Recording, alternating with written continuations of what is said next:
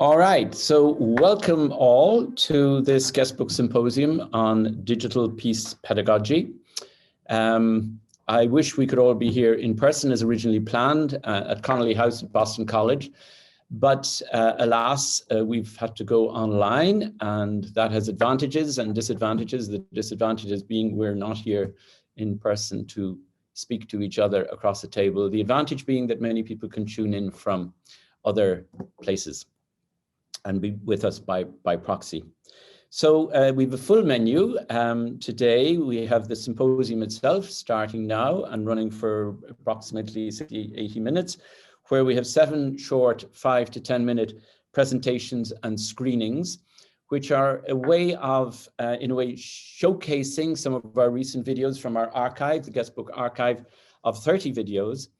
And in addition to our homegrown Guestbook videos, we will also be showing clips from various collaborations that we've done over the last year or so with our partners.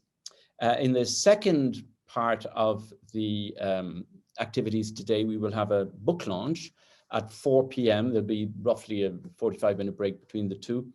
And that will be with Sheila Gallagher, Director of Guestbook, and Brian O'Donovan of WBGH, Public National Radio. And we'll at that point also be commemorating our great friend and one of the founding Guestbook members, James Mahoney. One of the books we're going to be launching is Radical Hospitality, and it's dedicated to the memory of James Mahoney.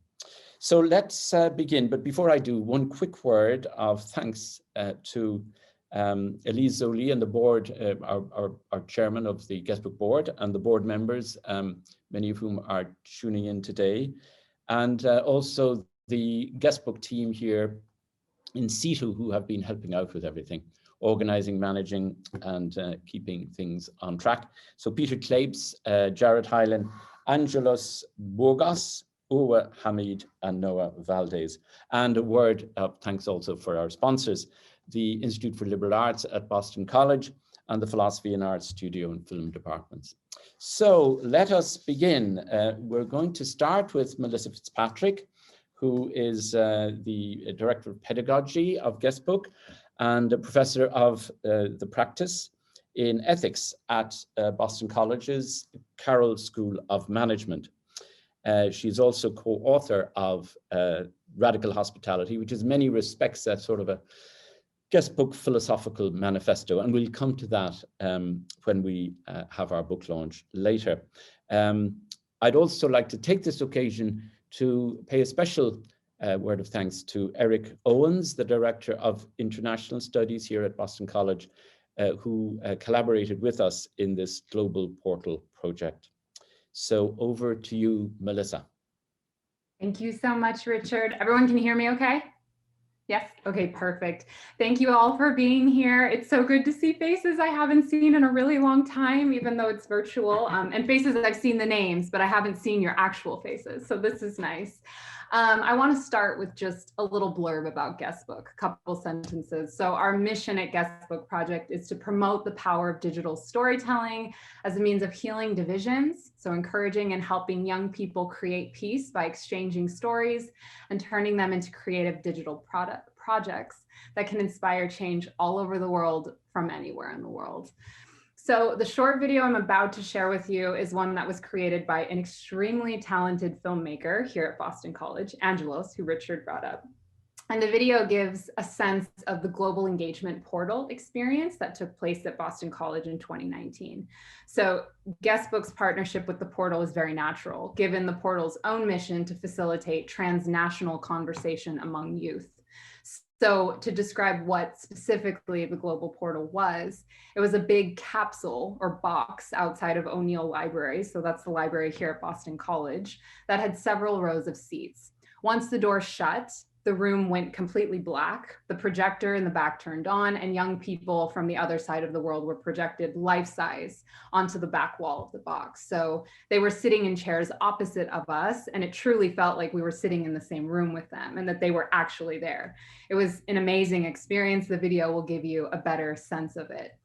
So this was an extraordinary opportunity for us at Guestbook because among our chief aims is fostering meaningful international narrative exchanges like this among students by way of digital technology, to listen and learn from the other, augmenting our understanding of who they are, where they come from, what they love, and vice versa.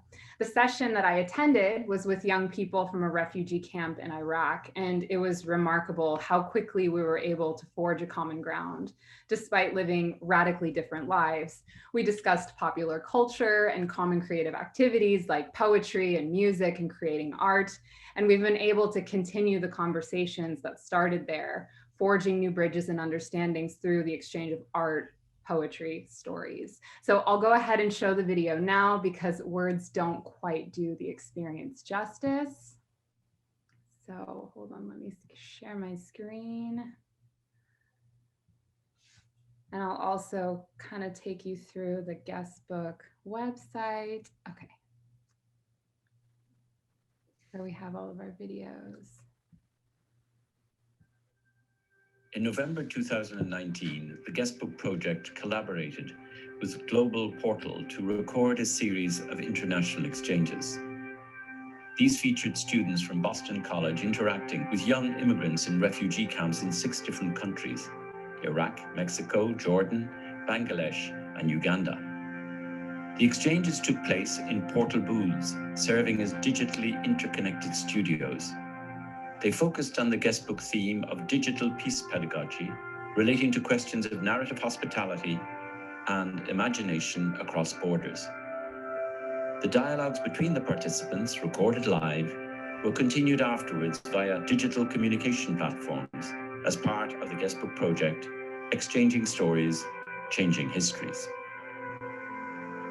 The Global Portal provided an amazing opportunity for us at Guestbook Project to interact in real time with what felt like someone who was truly sitting right in front of us within this dark box that simulated being in the same room as someone who was on the other side of the world. And it was truly remarkable to see the way that digital technology was able to simulate a conversation at a table, although there was no table, it was just us mirroring the people on the other side. Something that I particularly appreciated about the connection with the Ugandan students was that as a curator, I have seen many of these sessions, many of these conversations, but what was unique was there was a palpable energy in the room. It felt as though we were in the same space, sharing ideas and speaking to what makes us human and what our hopes and fears are. And we talked about the reality on the ground in their camp. We talked about the situations that they had fled that led them to the camp. But in doing so, sharing those narratives, we reached a place of understanding of what that means relative to who we are as people. I'm a writer. I use a pen and a paper to tell people what I feel in me, what I need people to know about our rights as refugees, our rights as women. These digital exchanges have enabled Guestbook to explore an exciting new frontier of digital narrative exchange and digital peace pedagogy.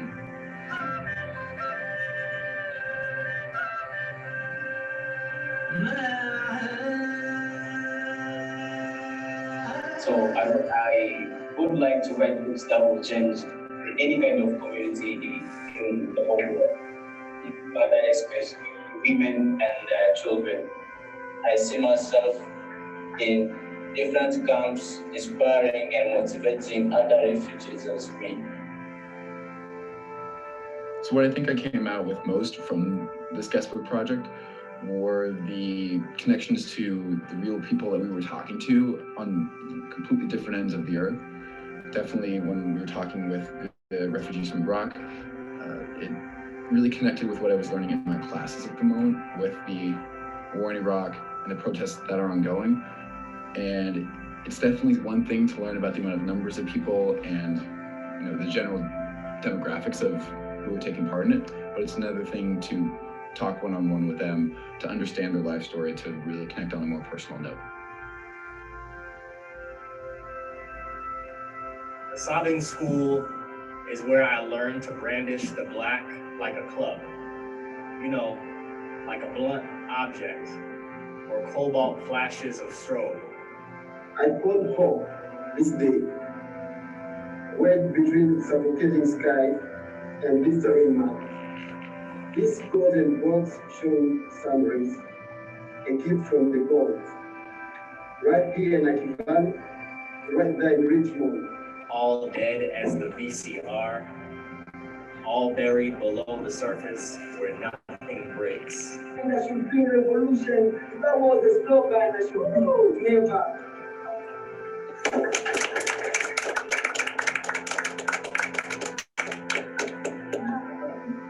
And what was really, I think, particularly special was this energy was not something that's stopped after the connection ended.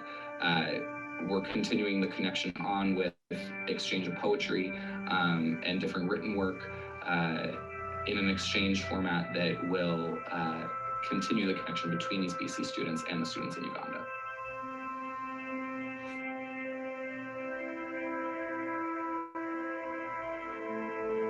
Very good. Thank you, Melissa, and thank you, Angelos, for that video. I might just add that the sound quality is actually better on the website archive, and we are also putting in subtitles.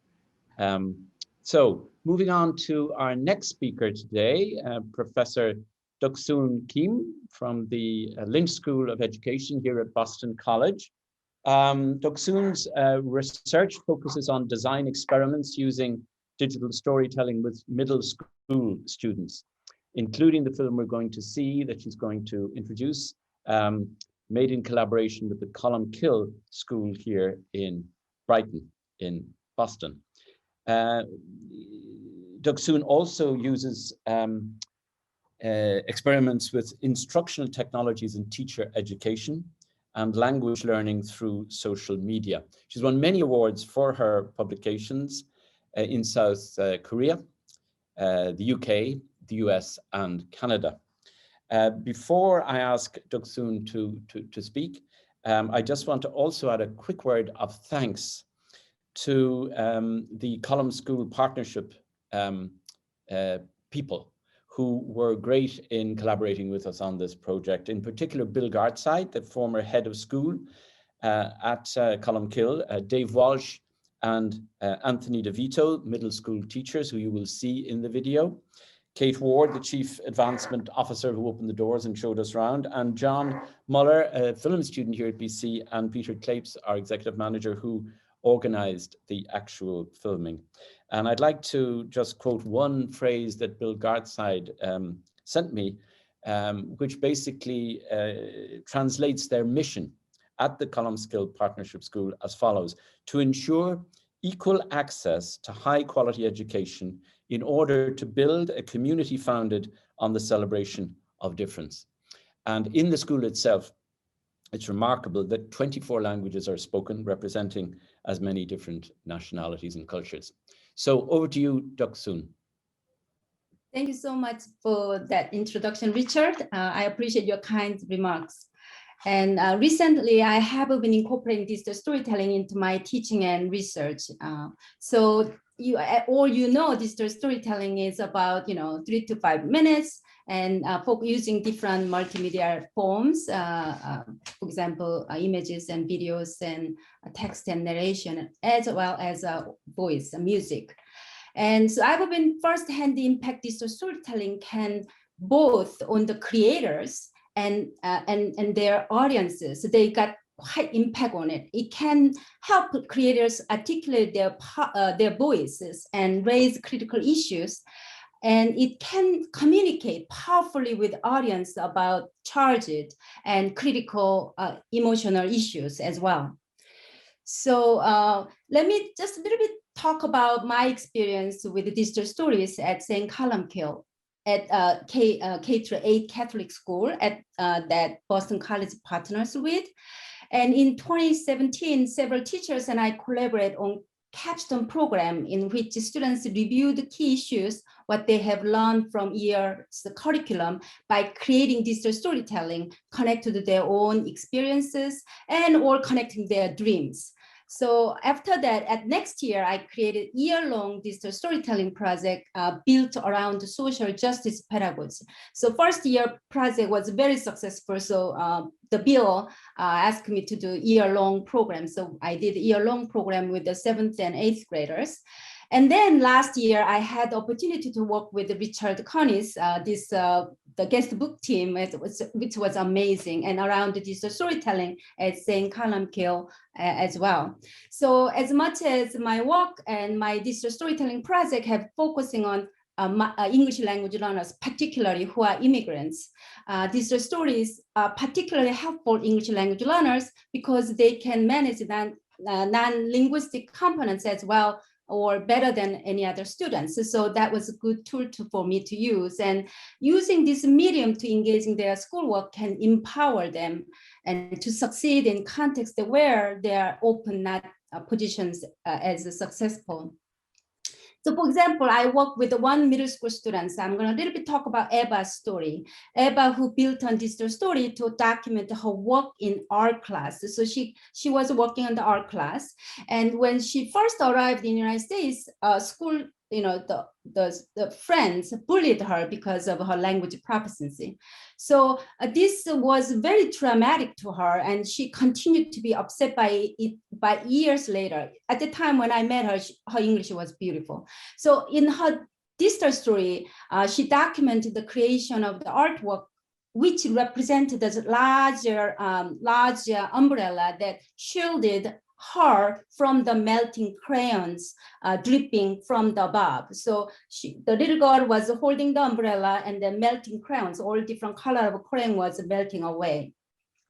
So through this story, she documented the creation of this artwork, which represented this umbrella, but also this story gave her opportunity to tell her story, walk through some experiences, and through this process, she kind of went through healing process and empower her. So as someone who protect herself and then fought back against bullies.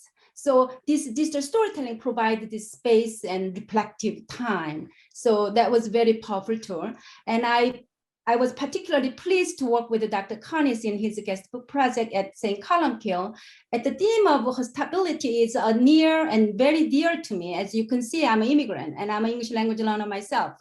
So I have a benefit from much hospitality from here in America. So it's pretty dear to me. As I have also experienced the opposite as well. Some people are not so much nice to me, so I struggle as well. So I'm pleased to facilitate this project to help people learn to be more empathetic and welcoming. And those St. Columbkill the children really tell the story beautifully. So you're gonna see it right now, second. So this guest book project at St. Columbkill has students create digital storytelling, focusing on social justice and peace, often addressing global social issues. So I was particularly interested in how this activity helped young people develop sense of meaning and purpose. And as I have demonstrated in prior my research, how digital storytelling can contribute a sense of purpose. So in spring 2020, Guestbook Project collaborate with the St. Columbkill, as I mentioned. We now Dr. Connie introduced us well. And this project was 40 students involved, age of 12 to 14, and recording series of stories on their meetings with the foreigners and strangers.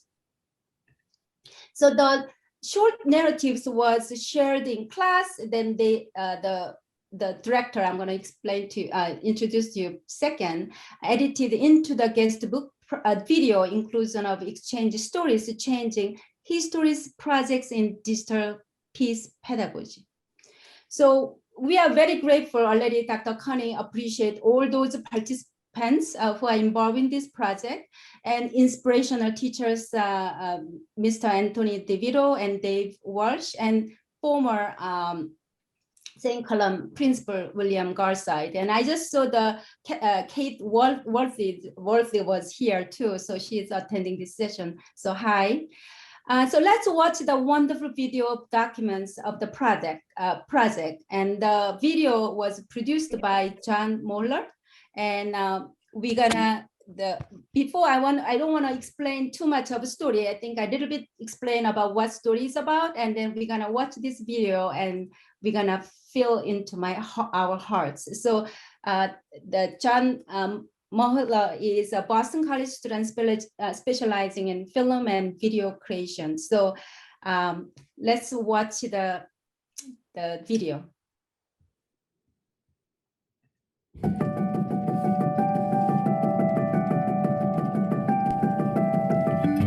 In spring 2020, the Guestbook project collaborated with the St. Columkille's Partnership School in Boston on a project called Stories of Hospitality. It consisted of 40 students aged 12 to 14, creating and recording a series of story bites on their meetings with foreigners and strangers.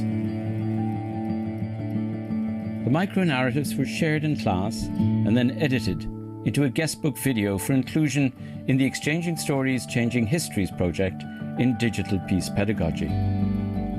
Guestbook is very grateful to all the students who participated in this experiment and to their inspirational teachers, Anthony DeVito, Dave Walsh, and Columkille Principal, William Gartside.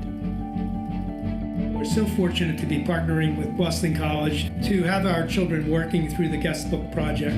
In our school, there are students who come from 32 different communities, and there are students that speak 25 different languages in their homes. The children are so excited about this and are now realizing that what they have here at St. Columkille is something that's special, and that the difference that they find amongst themselves is an asset that they'll take forward all the way into their lives. And we know that it'll help change the world through this project. We asked students to think of a moment of conflict or a moment where their lives were transformed and why it impacted their life so much. I think they took away a sense of pride from being able to reflect on their lives and how they've grown even just at the age of 12. And it was really fun to kind of watch them grow in the short 3-4 months that we did the projects. For me personally, there's like the mantra that everyone's got a story, and it seems to have sunk in after we did a couple rounds of peer editing. So just having them go through that moment was a particular success, I thought, for this project. It definitely leads to a lot of growth in the students. Now I'm really excited to see how their videos turn out. Hi. My name is Fatima Telez. I'm Danielle Lionel. My name is Martina. I'm 13 years old and I'm from Uganda. And I'm from Espírito Santo, Brazil. And I go to St. Columkille Partnership School. I was only 9 years old, and this was my first time encountering someone who was homeless and mentally ill. Before the situation, all I really knew about homeless and mentally ill people was from TV shows, movies, and stuff that I heard from other people. My story is about the time I realized my school is diverse. Once a month, the kid would share what they liked to do, who their family was, and there was a poster called All About Me. Some kid looked really different, but when I saw his poster, we had a lot of things in common, like things we like to do, things we like to eat, and even our friends. My story began last summer when I traveled to Brazil and saw a lot of my family members and more of my background and where my parents grew up. On top of all that, I saw an entirely different culture in a place that's very different from mine, and it really opened my eyes and helped me realize how big the world is. It's always been hard growing up because I am adopted and I have a mixed race family. My dad is Hispanic, I am Asian, my mom and brother are Caucasian. This incident happened when I was at the park. When I called my brother to go home, a woman asked my brother, "Hun, is this a stranger or your friend?" My lesson to everyone is that families come in all different shapes and sizes, and it's important for everyone to respect one another's opinions, but also learn to make your own opinions. People should not be judged until you know what they're going through and who they are. Some people go through family issues and others don't grow up with anyone to talk to. You need to love everybody no matter what they look like, and no matter how they speak, no matter where they come from, because at the end of the day, everyone is human. I'm really glad that St. Claus has taught me that acceptance means a lot and we should accept people for who they are. We shouldn't make them change, and they shouldn't change for us.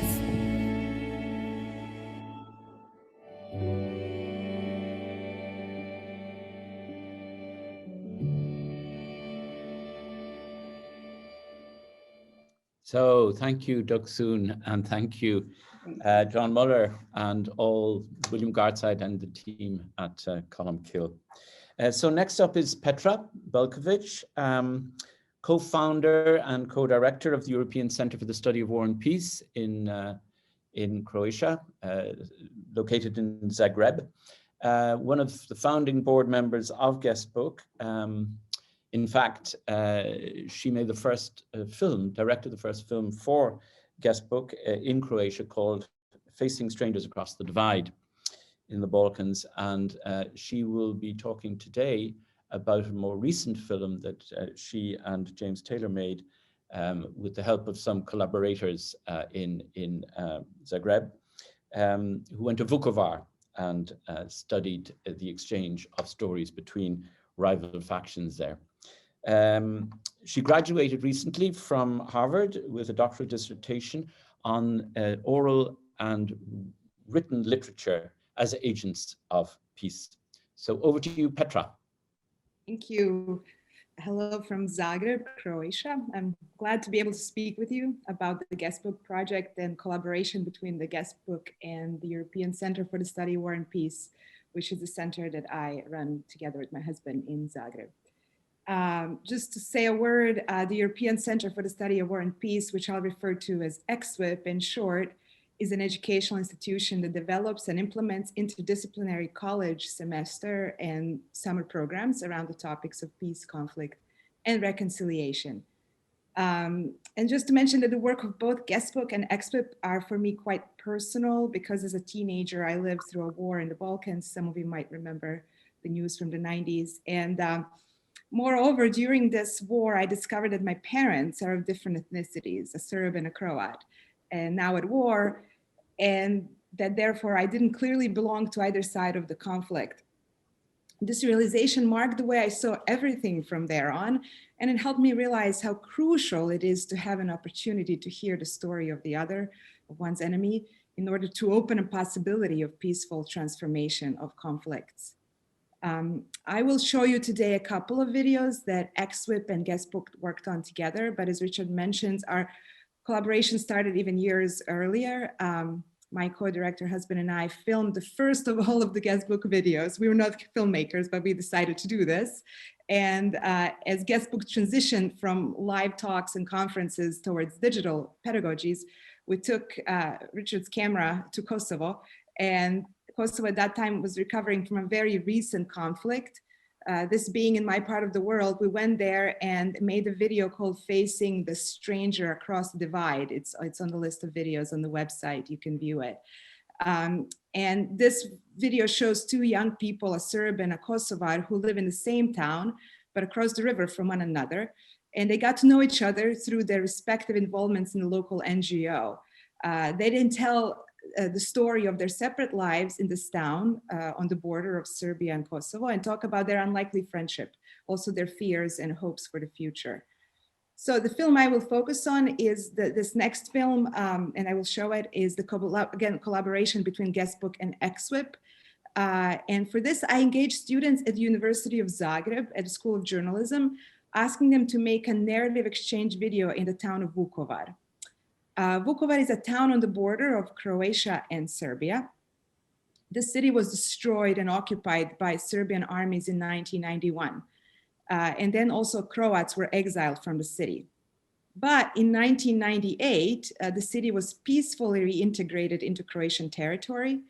Because of this, it is one of the few places in Croatia where, since the wars in the 1990s, Serbs and Croats lived together. This was common before the 90s, no longer is it common in this region. So they live in the same town, but their schools are segregated. They use different coffee shops, and they generally do not interact. So the crew of Croatian students from University of Zagreb found, when they got to Vukovar, they had a really hard time finding young students, a Serb and a Croat, who wanted to directly engage in this narrative exchange. They found in the end, using personal contacts, two young people who agreed to speak to them, but not to one another. These two people both went to school in Vukovar, perhaps even to the same school, but the system is such that Serbian and Croatian students attend in different shifts. They use different entrances to same buildings and even avoid to cross each other's paths while walking to school. So this crew of students from Zagreb then, with the consent of the two young people they interviewed that I will show, they digitally joined their stories into this film.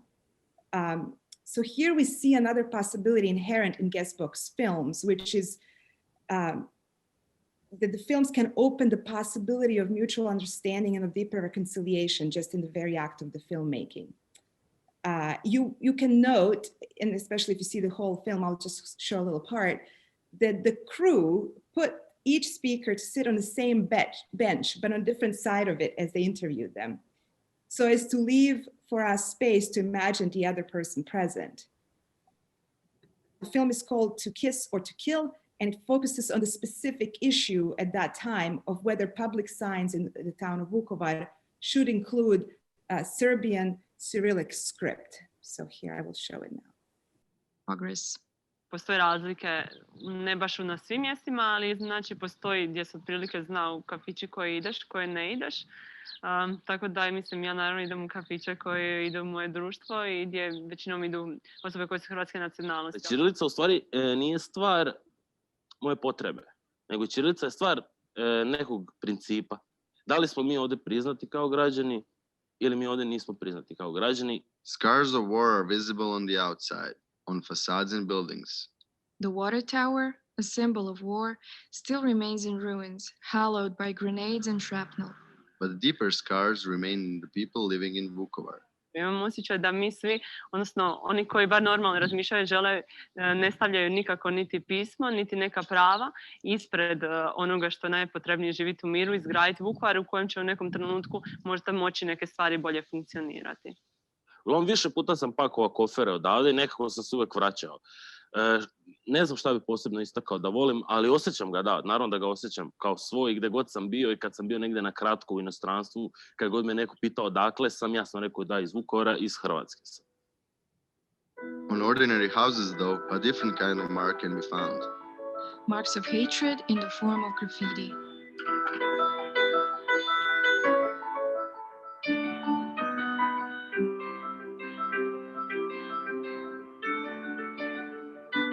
One day, someone transformed that graffiti. Ubi in Serbian and Croatian means to kill.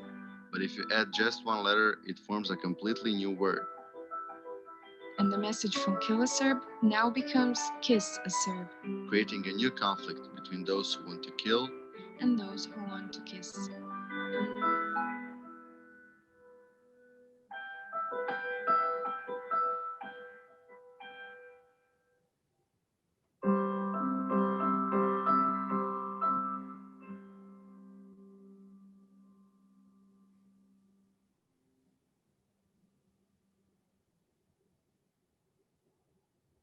Okay, so on to the next video I will show.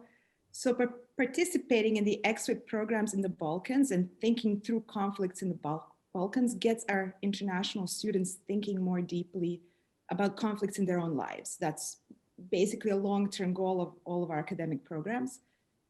Guestbook format and website has become a place, an outlet where our students can publicly share bits of their personal transformations, and through this commit more fully to this change in their own lives and also connect to others on a similar journey. Students usually do this through story bites, and I will show you a story bite by Urva. She's a student from Pakistan who speaks about a moment that was meaningful for her and that took place when we traveled to Sarajevo, Bosnia with our program. Being from a similarly diverse place, facing similar challenges as Bosnia, Urva recognized the heroism of the acts she here describes and found hope in the possibility for these sort of acts that are perhaps uniquely possible in places that struggle with violence, open violence. So I will show you her story, and that is where I will end. Just as I do this, I want to show how you can navigate to story bites. So on the Guestbook website, under what we do, there's story bites, and you can see a whole lot of them. I will go to narrating hospitality in the Balkans. And you will see there are a number of students there, and scroll down to Irva. Hello, my name is Irva Hamid and I'm a student at Boston College. I want to share a story of interreligious hospitality I encountered during my stay in Bosnia. Bosnia is a country which hosts people from various religions, prominently Islam and Christianity. On the interreligious tour, hosted by the professors of Boston College, we met a priest who shared a story from the time Sarajevo was under siege. During the siege, the priest opened his church doors for all people who came to seek refuge. During a war tainted with religious bias and conflict, the priest wanted to ensure that he served all humanity without any discrimination. Therefore, he ordered all of his people not to ask the name of anyone who came to seek refuge, as names tend to reveal the religious identity of individuals. This thoughtfulness touched my heart and revealed the extent to which people are willing to go to erase the borders created by humans among themselves. Thanks, Petra. So next up is John Peto, another founding board member of Guestbook, and currently director of special projects at the Nerve Centre for Digital Community Arts in Derry, Northern Ireland. He's also a lead researcher in the Teaching Divided Histories project in the United Kingdom and Ireland, and has already made 2 films for Guestbook, the first being Beyond the Walls, which interrogated the exchange of memories between Protestants and Catholics living on different sides of the walls of Derry, and also more recently A Piece Apart.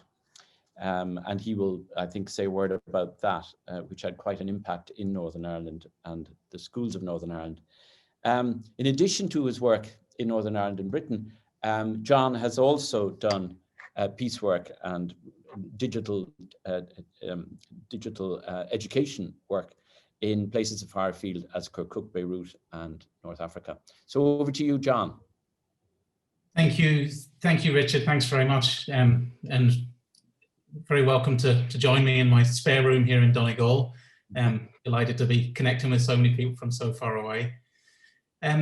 Yes, so as Richard said, I work with an organisation called the Nerve Centre, which is an NGO based in Derry, in Northern Ireland, but right on the border. So I live on the other side of the border in Donegal, but it's been a site of contest through the Northern Ireland Troubles, recent troubles since 1969, and then dating back to the partition of Ireland, which it's a centenary, it's 100 years since the partition of Ireland that we're going through at the moment. So there's been a site of contest here for some time. The Nerve Centre, the organisation that I work with, was established by a group of young people who felt themselves to be outside the mainstream, young musicians and creatives who really felt that they didn't have a route of expression, a voice to express themselves at a time when Northern Ireland, this was the late 1980s, when Northern Ireland was really, the narrative around Northern Ireland was being determined by the news media, broadcast media around conflict, around the struggle for sort of national identity between the IRA, the British government, loyalist paramilitaries, and the Irish government. And they saw creativity and expression as a key way of young people getting a sense of identity, a sense of agency in a situation where they really had very little control and very little agency of their own. The events, the political events were happening around them. So film was a tool that was used very early on by the founders of the Nerve Centre and others within Northern Ireland to try and give people a space to express their narrative, express their voice, and say something about who they were and where they were coming from. It was often the case that, you know, then as now, I would say, very binary politics. The media wasn't really the best form. It generates a lot of heat, but not a lot of light around debate. There wasn't room for people's identities to really be expressed, for arguments to be articulated and understood, because somebody else shouted them down. So started to create work around film narratives to try and explain some of these identity issues, giving young people cameras, young people the opportunity to create their own film or their own that of engagement for young people, because we had a real issue of disconnection between young people and conflict, which I think is shared quite widely. People are very disenchanted with the constant repetition of conflict narratives. Tends to be middle-aged, largely men in the Northern Irish context, arguing and shouting about things. Not much room for people to speak up and say other things and give alternative perspectives, alternative voices. And film gave an avenue to do this, and video work gave an avenue to do this. So we've been working on similar projects to Guestbook for some time. Richard came into our orbit in 2010. Richard, I was looking back there, it's 11 years since we were first in contact. And we started to share some ideas around how film could be made. And as Richard said, we made an initial film about Derry's walls, which was trying to take a symbol which has been contested by both sides. So there are more than two sides to the conflict in Northern Ireland, but by the two primary sides of the conflict in Northern Ireland. But we followed it up with a film which really underlined the power of these kind of exchange and narrative projects called In Peace Apart. And it's on the Guestbook website.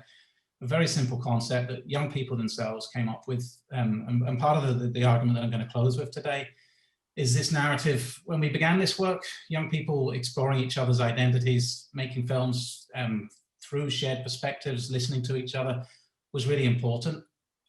As Northern Ireland moved into a post-conflict phase, that still became important because young people's voices were largely missing from the political discourse and dialogue.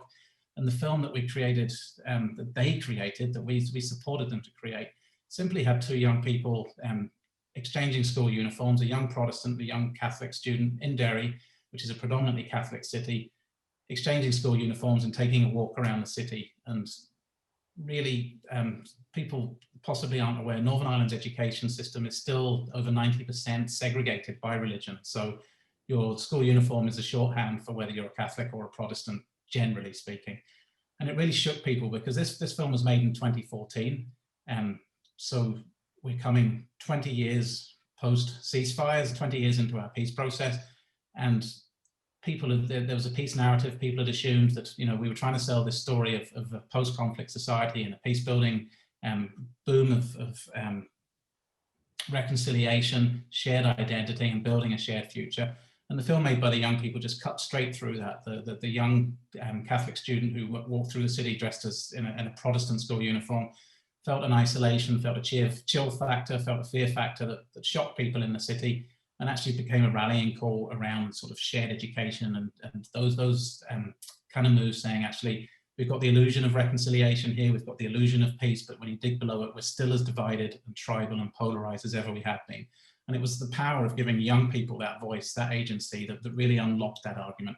I'm not saying we changed the world or anything like that, but we changed the agenda, certainly within Derry, within the city, as Derry had positioned itself as this kind of beacon of reconciliation where we'd solved issues around parading and identity that hadn't been necessarily worked out in the rest of Northern Ireland, but we were very proud of having achieved all of this here. And the film just punctured that and teased it. We got about 100,000 views on Facebook, 50,000 views on YouTube, and became a real sort of cause célèbre for a short time in 2014 around these post-conflict arguments. But one of the things that really struck us when that happened was, as the film became big, the young people that were involved in it totally disconnected, and they were saying, look, that was just something we did. We're not really interested in arguments about our shared society, about our future. We were just telling you how we felt about something at that time, and it was interesting to us, but now we're getting back on with our lives. And we've kind of stuck with that and tried to build the relevance and tried to engage people in the sort of exchanging narratives films and looking at polarization and division and identity for young people in the way we had been previously. And we found it more and more difficult as we've moved further and further away from conflict and further into this sort of post-conflict era. So the film that I wanted to show is kind of part of that, and I think a challenge that I'll be interested in the conversation afterwards to tease out from other people. Trying to get young people in these exchange programs to take subjects seriously or to create something that they think is going to resonate with an audience and with them has meant that they've tended to move away from the kind of hard issues and the documentary style into films. The one that I'm going to show you is humor and comedy as a prism to try and explore and interrogate an issue around Brexit, because Brexit became a massively polarizing issue, still is a massively polarizing issue, but Derry being positioned right on the border meant that part of, within 1 mile of the city centre, you would be outside the European Union and inside the European Union. It became an additional site of contest and became a very toxic argument. So we had a programme called Young Voices of Brexit, trying to get young people's views around Brexit, because again, we felt they'd been airbrushed from the conversation. Trying to get a group of, we worked with 60 young people, trying to get any of them to create a serious film about Brexit was really difficult. They're like, this is boring, other people are bored around it. We want to create something that's interesting and engaging. So they stepped away from the kind of traditional model that we would have used in these projects before to create a comedy. The other element that I think is of interest here is that previously, traditionally when we've worked with young people around this kind of work, the idea of getting a voice, getting a platform and raising these issues has been a key attraction for them and very appealing.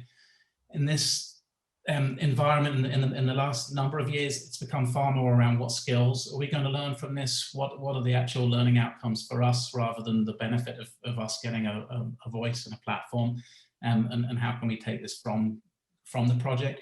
So our focus in these projects has had to evolve as well and become far more around trying to develop professional filmmaking skills within the young people, to engage them, and that becomes the carrot for them. They're engaged by the fact they're going to work at a professional level of filmmaking, and then they will engage with issues that are difficult, with issues around conflict, with issues that they think quite often that they've moved beyond, that aren't relevant to them as young people. So perhaps there's a bit of a challenge there for all of us.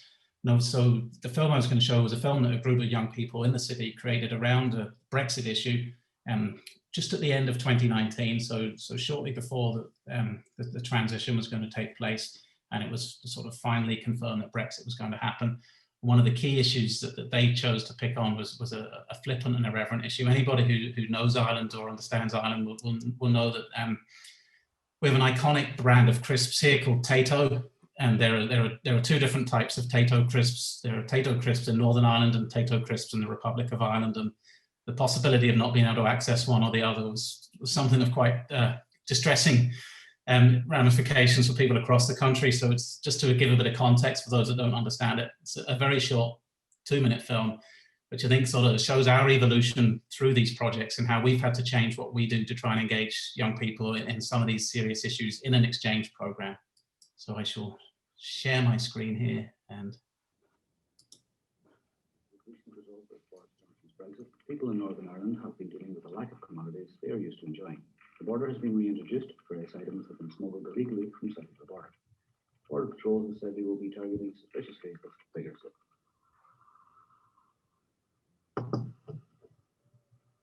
Where are you coming from today?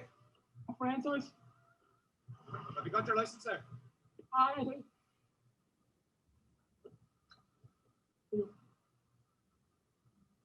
Where'd you say you're coming from? Ensois. Okay, step outside of the vehicle while I check your car, please. And open the boot for me also.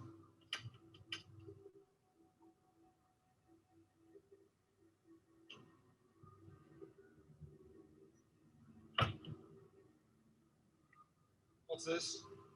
I don't know. It's not mine. Not this. What's the boxes?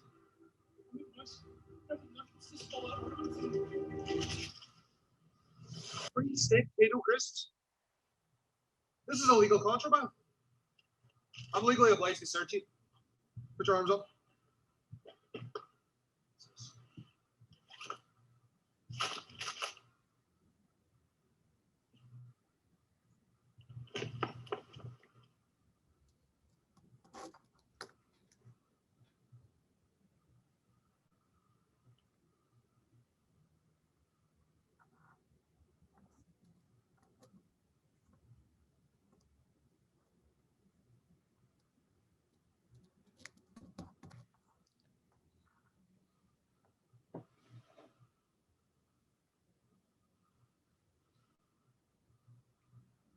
Thank you, John. Nothing like a bit of humor as a catalyst for cross-border hospitality. So next up is Kathy Bisbee, founder of the Public VR Virtual Reality Lab here in Boston, and executive director of the Brookline Interactive Group in Digital Education and Storytelling, where she addresses issues of empathy, history, and identity. Her latest a project called Arrival VR, engaging issues of immigration and migration, through storytelling is, I quote, a co-created immersive storytelling exhibition and curated discussion through web VR experience. Over to you, Kathy. Hi, everyone. I just have to say, first of all, I'm so honored and thrilled to be amongst you. Even though my work does not directly result in the kinds of story, well, it does result in the kind of stories that you're sharing, but not through Guestbook. So I'm so excited to hear about your projects and learn from you. So I'm going to share my screen and go through a quick presentation here. And we're totally out of order already. So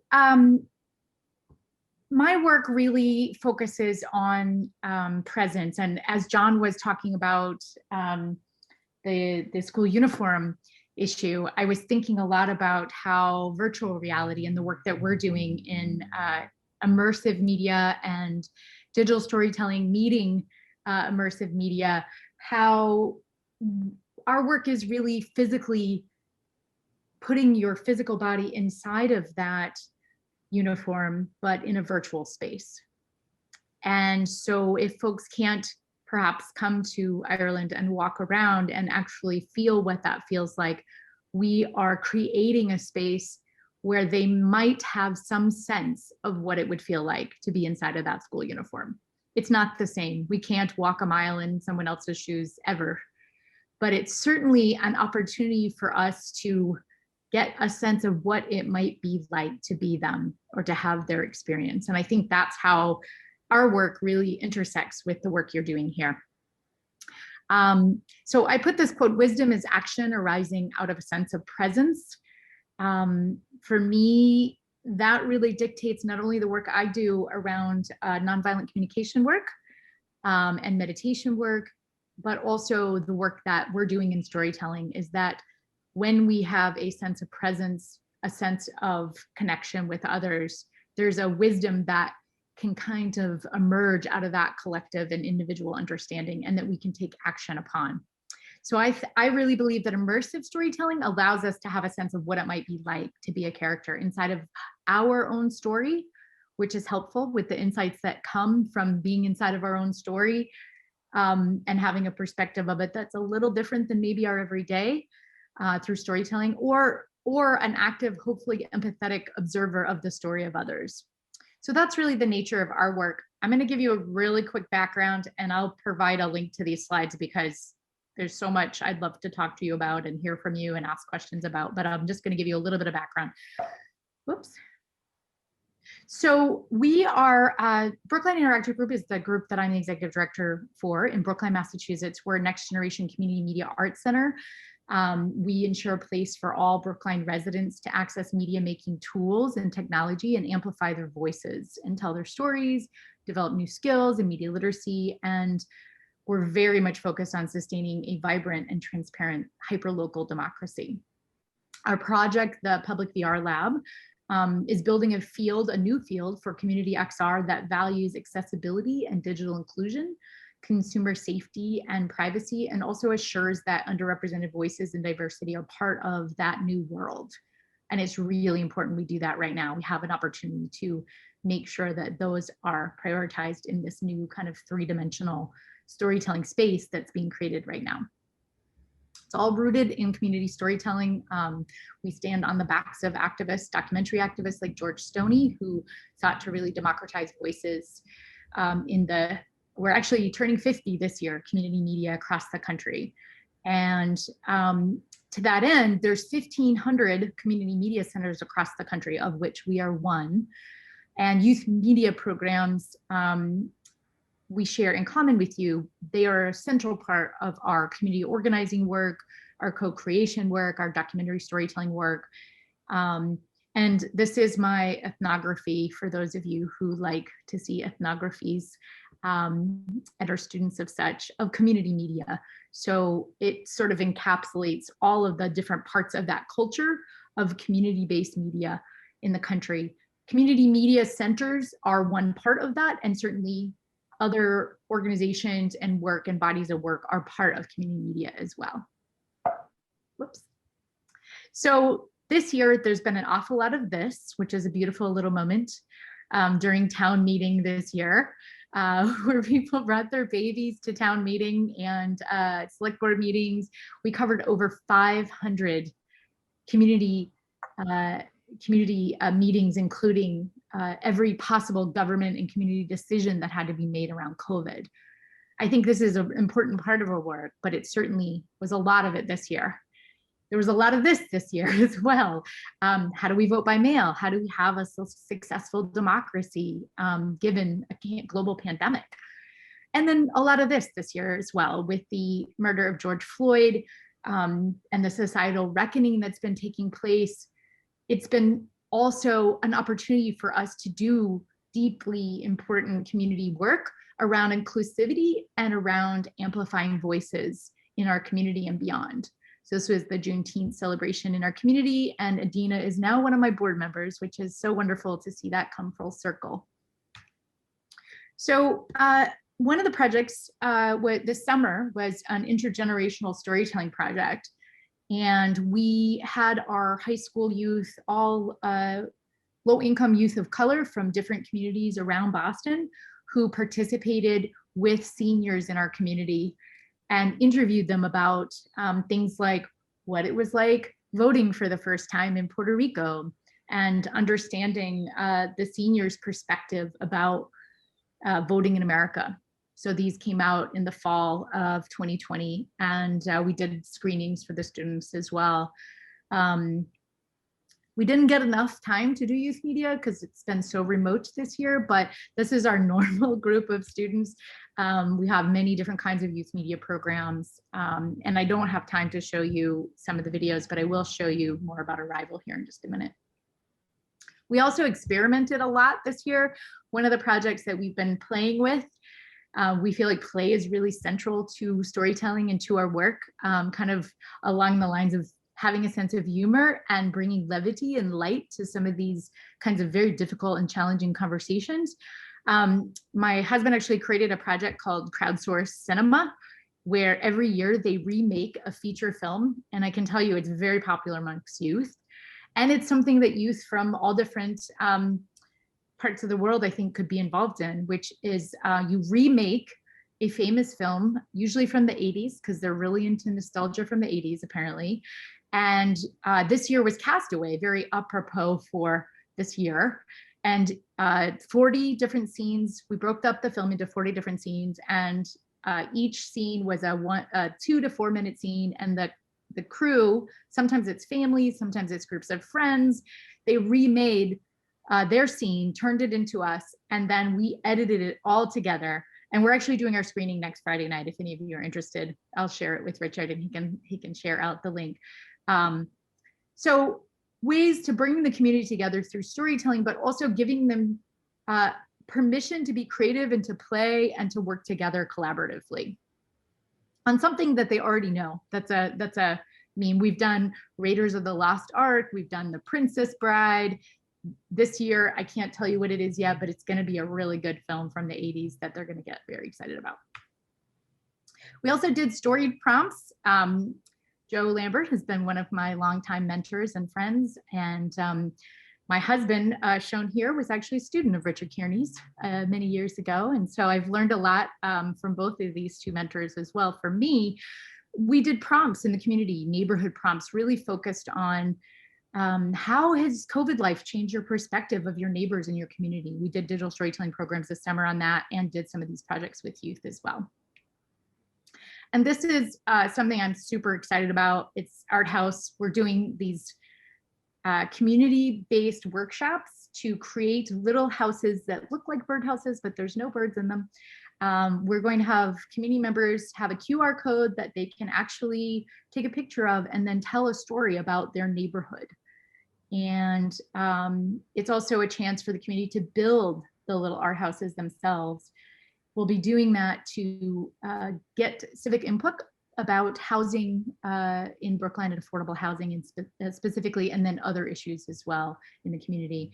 And then we're going to be placing those stories through Hallie Bergund, who is MIT fellow with me at the Open Documentary Lab, created this tool called Roundware, and it's a contributory audio for augmented reality. So you can walk into that location and you can hear stories all around you that people have maybe a week ago, maybe 2 weeks ago, actually placed in that location. So you can get a really strong sense of place through this storytelling tool. I probably don't have to tell you this. I'm going to skip over it because I don't have much time. But like I said, I think VR really offers us this opportunity for agency and choice and presence. It's awesome with young people because they really are into it. You bring out this headset, and of course, immediately they all gather around you and want to try it.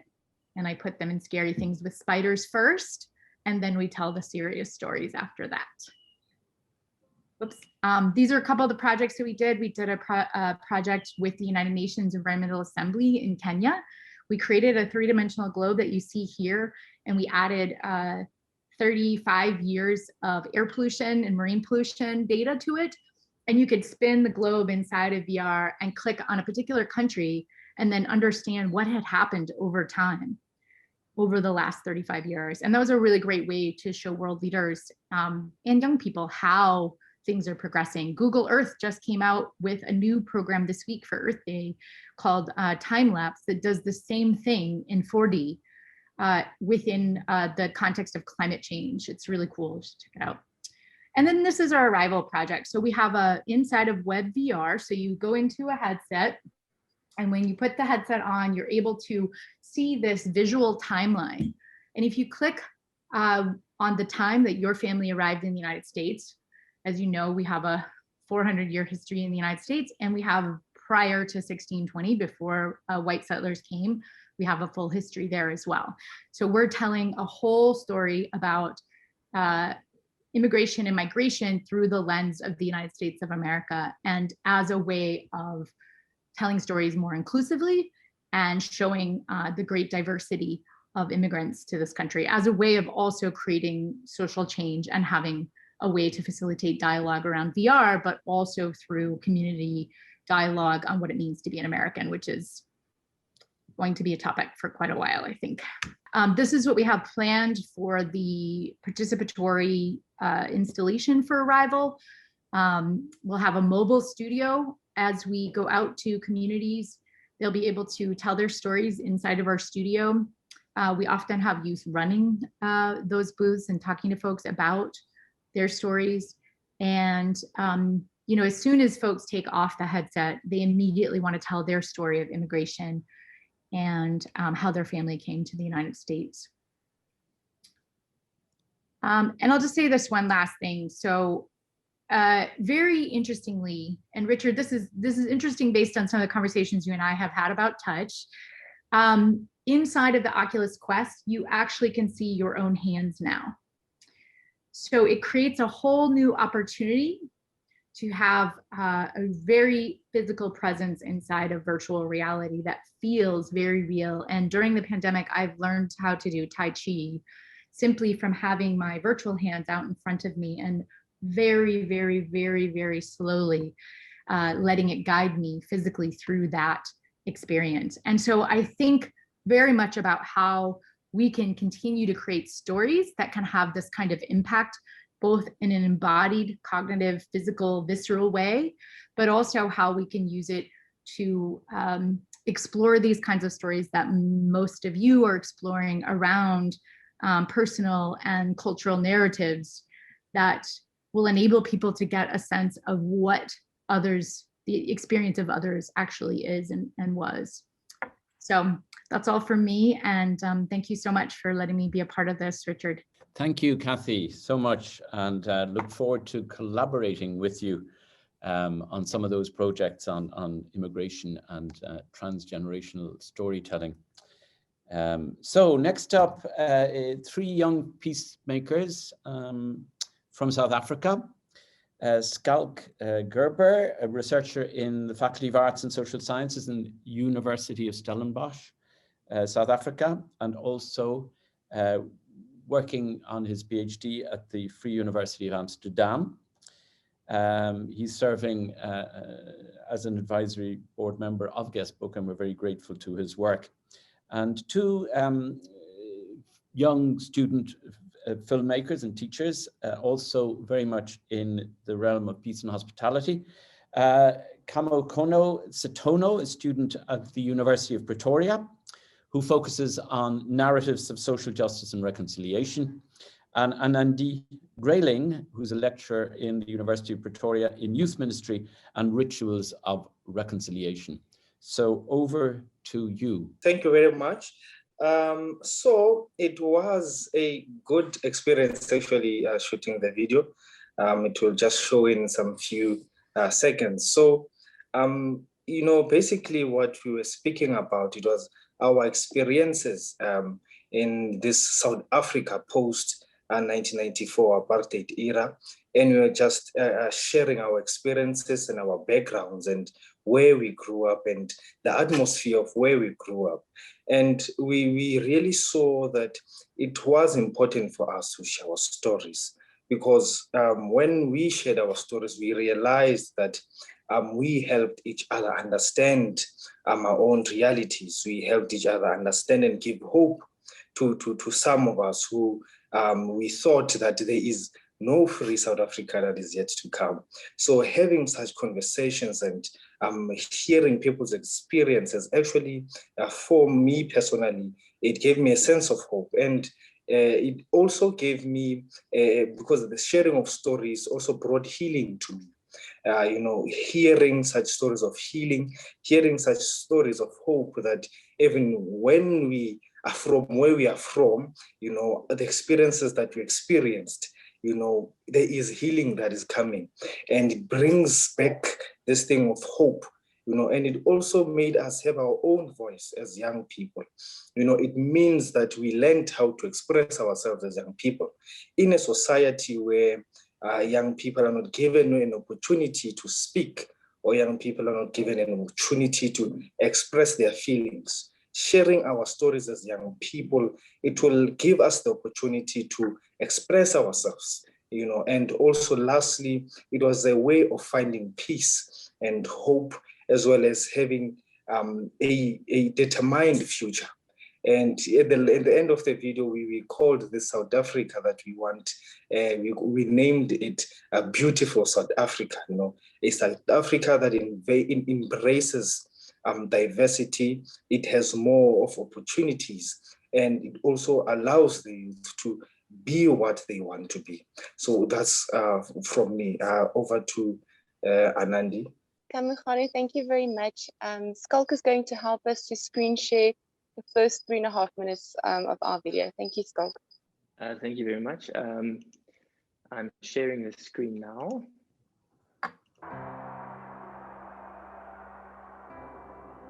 Ya nami ngoku ndifuna uba ngilaa mntu for abanye abantwana noba yeyiphi ilokishi okanye yeyiphi indawo abone mna bayazi uba ukuthi noba imvelaphi noba usuka phi ayithethi loo nto uba awukwazi uba kule ndawo ufuna uya kuyo noba une-struggles ezininzi. If ufuna uba le nto iyiyo uzayiwa uzoba yiyo emhlabeni.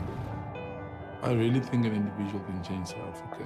And sometimes you gotta do something as simple as living your life and fighting for your dreams. And yeah, and sometimes you just have to tell your story.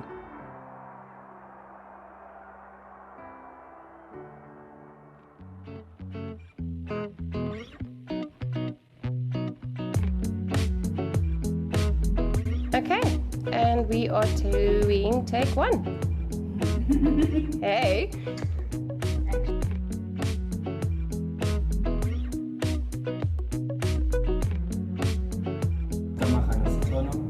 Hi, my name is Karabo Lokhodi. I'm Shipalang Shivambu. My name is Charity Mpilo. How do you guys feel about the apartheid? How it has affected you, or how does it affect your families? How has that been with your experience and everything? I grew up in Soweto, where Soweto is regarded mainly as, you know, a community that experienced apartheid a lot. So my father and my mom were born in Soweto, and you know, I grew up in Soweto until I was 3 years old, and I moved to the eastern side of Johannesburg. So my mom witnessed the Soweto uprising, the June 16. She always tell me those stories. And, you know, hearing such stories, I feel like her life, you know, has been shaped around all those experiences. And, you know, making or growing up, I was exposed to such discussions, you know, to such experiences. So unlike Kamahano, I mean, I'm from Limpopo, so it's kind of different to experience apartheid in Limpopo. Here, it was like you're in the liver, you're where there is a crisis mostly. So we didn't like really experience it, even my parents. So it was just as black, you know, like. I experienced different races from a young age all the way until university. I think the apartheid thing has a bigger and a much more painful experience on my parents. I think my context is also kind of very different because I basically grew up in a predominantly white school from primary school. I had so many white people coming into the house and everything. So it's kind of like you can't even deny it or say no, we have something against them, because we can't. Because I mean, we call them family. We spend Christmases together. We video chat. So we have a very bonded relationship with different races. Thank you, Anani. Skull. Over to you. Thank you. So Skulk invited us to be part of this Guestbook project, and from my side and from the students that participated, thank you. So we worked through Kamukhanu, who was the chair of the Faculty of Theology last year. I was the person filming the video, so it's my voice you'll hear there in the background. We filmed this literally, I think, a week before we went into lockdown. And I think it was our last day Kamukhanu at the faculty. I can't remember, but it was definitely mine. My experience sitting behind the camera was one of sacred space, listening to the stories, definitely different from my stories and the way that I grew up. So I was a listening partner in this conversation. At the end of the film, you will hear me ask them a question or two. And it was great to be a part of that in space to ask the question. The 4 students, I think one could easily assume their generation and their race that they might have similar narratives and stories, but they don't. The 4 of them, we had a long chat. We had to edit this video to make it shorter because the conversation was just so beautiful, sharing different experiences, sharing their parents' stories. You could hear different stories from different provinces in South Africa. You would have heard from Kamukhanu that they shared stories about apartheid. So 1994 in South Africa was the first democratic election, and we're celebrating that on Tuesday with our public holiday. And a lot of experiences from that in our country. So I think what I learned from this video is that even when you think the same story, you'll hear it from people. Everyone has their own story and their own way of making meaning. And Shipalani, who was the other male student in the video, we took a video, I think a few weeks ago, to reflect on this. And his words were, one has to listen to a story to listen, not to try and think what you're going to say next or to answer it. And that's what he took away from this experience. So Kamukhanu, thank you for sharing yours, and thank you that I could share my experience in making the film. And I think the last remark is Skulk and I, we started talking about how we wanted to produce it and edit it. And during that time, Siya Kulisi, who is our first Black captain of the Springboks, shot this film. And that was a way, I think, of sharing his narrative with the country. And it made a huge impact. And we just had to start with that video and the way that he talks about sharing the story. So thank you, everyone. Thank you, Anandi and Skulk and Kamanchano. So last up is our great friend and collaborator, Joe Lambert, who's been with us really since the beginning. I think 2011 was the first time myself and Sheila Gallagher met with him and discussed the possibilities of collaborating with his Centre for Digital Storytelling, as it was known then. It's now simply Story Centre. He's the director of it. He's sort of Mr. Storyteller in this whole realm of digital narrative. And I suppose we're celebrating our 10th anniversary here this evening, Joe, 2011 and 2021. So great to have you back, and over to you. I mean, again, thanks, Richard. As I'm listening to all the presentations, one is it's supposed to be a positive thing that you go last after these wonderful people. You know, I'm overwhelmed with the work that's being done by all you colleagues around the world. And again, I appreciate all of the folks that have stayed with yet another Zoom meeting, Zoom gathering over this hour. You know, just kind of bouncing off of Nandi's quote, we've been at this about 27 years in the digital media world. And my background is community arts and theater. And I've been at it for a while, and you know, so many times we talk about or we show the artifact of our work. We make something out of it. But the work is the process of putting people in a room and having them listen to each other. And the listening and the humility that comes with seeing the different ways that we navigate our suffering, our loss, our difficulties is what causes this bridge that I think Guestbook Project is dedicated to be built. When we know each other's stories, we can't judge people in the same way. And when we hold the way a person's life has shaped who they are and how they respond to the world, we're able to kind of be in a space of acceptance, maybe not of their opinions, but at least of their being and the way they hold space. This last year, I want to show a few stories, but the last year has been about a particular shared narrative that we've all had. How do we survive the pandemic, and how we as in each of our communities, in each of our environments, are taking care of those most affected by this terrible pandemic. The work we've done over the last year has included an ongoing session of story sharing around the pandemic, and we recently had our 1-year anniversary showing of the several films.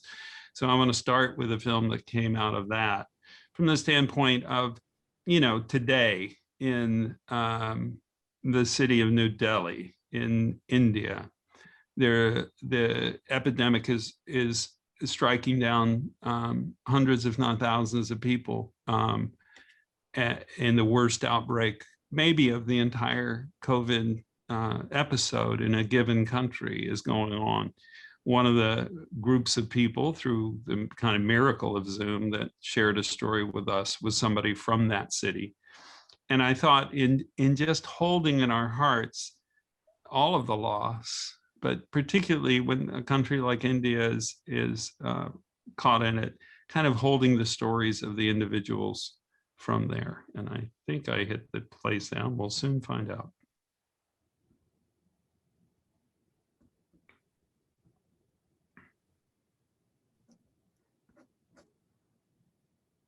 We've been lucky to have a relatively long spring this year, small mercy during a lockdown.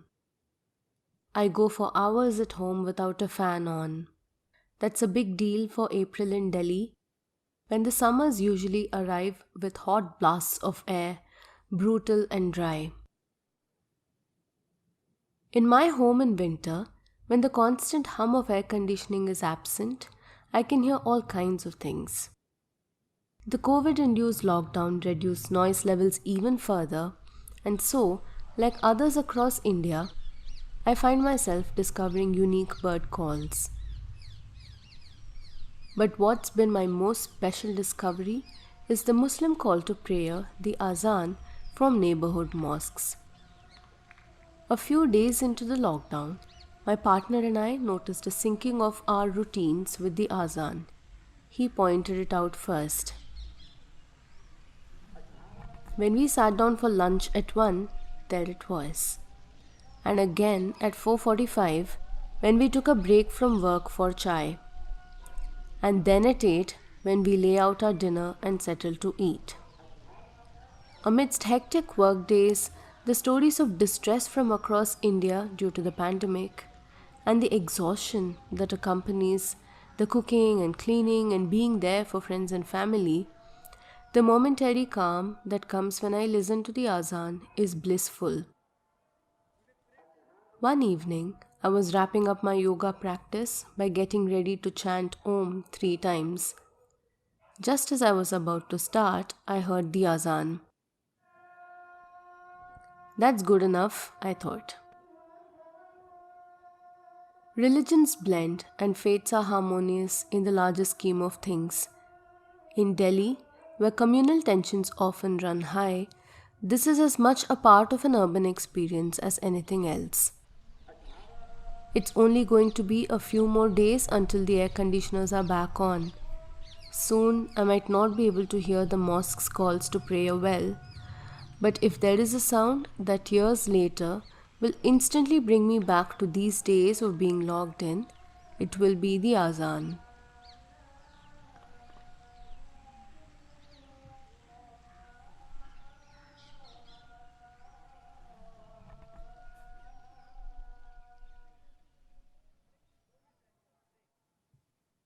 The second piece I want to show comes out of our work in Ukraine, dealing with issues of corruption. And while I don't think of it as a conflict resolution kind of story, when young people are kind of talking about these issues, I think it's a big part of our work. And Richard, I think you agree with this, that it's about the parts of us that are held in silence in relationship to each other. I can't talk to you about that because I fear your judgment. There are things that are hard to talk about. I think ironically, one of the hard things to talk about in many of our cultures is how we're exploited by systems of privilege and and power that allow people to kind of do things that corrupt the way we interrelate. And so this is a story by a young person about just trying to do the right thing, do a little fundraiser, and how the corrupt system of that country affected them.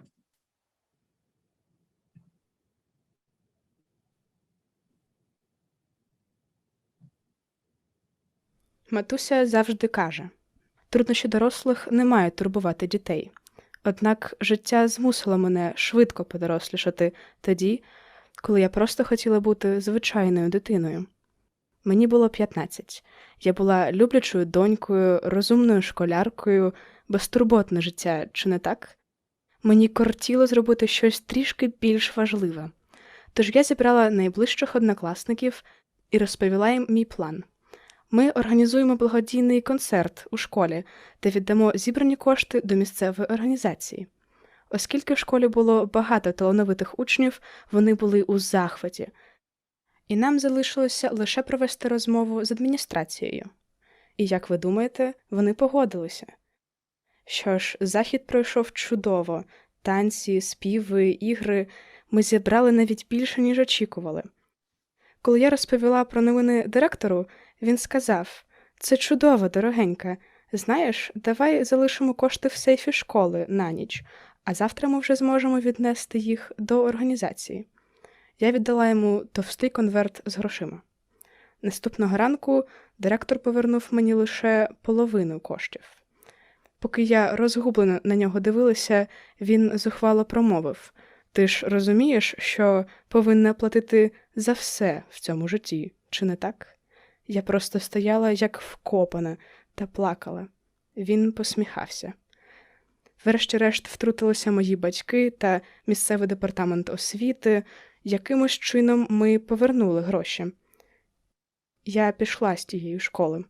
Директор закладу й досі не змінився. Певно, досі посміхається.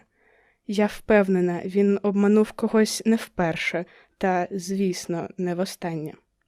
Після цієї ситуації я інколи не хочу дорослішати, якщо це та реальність, у якій мені доведеться жити.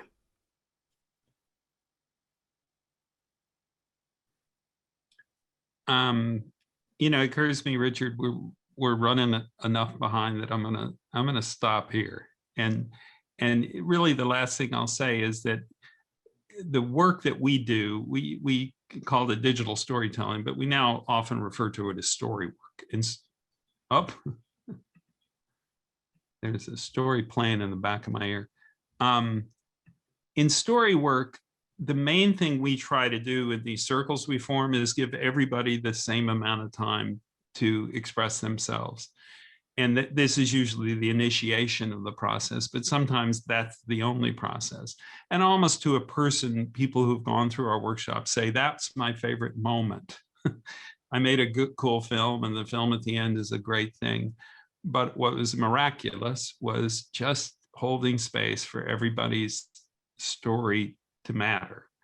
And I think in the work you guys are doing with Guestbook, and why I've been on the board, I think from the beginning, was the belief that you're creating a mechanism so that people that think they have reasons to disagree or perhaps fear or perhaps hate the other can realize there's something in the other person's story that they can hold as they find a bridge across these conflicts. So I want to thank you for your work and for the work of the Guestbook Project.